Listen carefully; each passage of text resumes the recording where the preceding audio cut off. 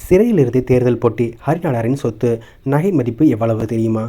ஆலங்குளம் சட்டமன்ற தொகுதியில் போட்டியிட சிறையில் உள்ள கைதி ஹரிநாடார் வேட்புமனு தாக்கல் செய்துள்ளார். கிலோ கணக்கில் நகைகளை அணிந்து கொண்டு நடமாடும் நகைக்கடையாக வலம் வந்தவர் ஹரிநாடார்.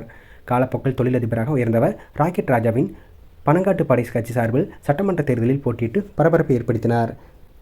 இளைஞர் பட்டாளம், ஹெலிகாப்டரில் பிரச்சாரம் என அவரது தேர்தல் பிரச்சாரம் ஹைடெக்காக இருந்தது. இந்த நிலையில் தென்காசி மாவட்டம் ஆலங்குளம் சட்டமன்ற தொகுதியில் போட்டியிட சிறையில் உள்ள கைதி ஹரிநாடார் வேட்புமனு தாக்கல் செய்துள்ளார். ஹரிநாடாருக்கு 3வது தேர்தலாகும் இது.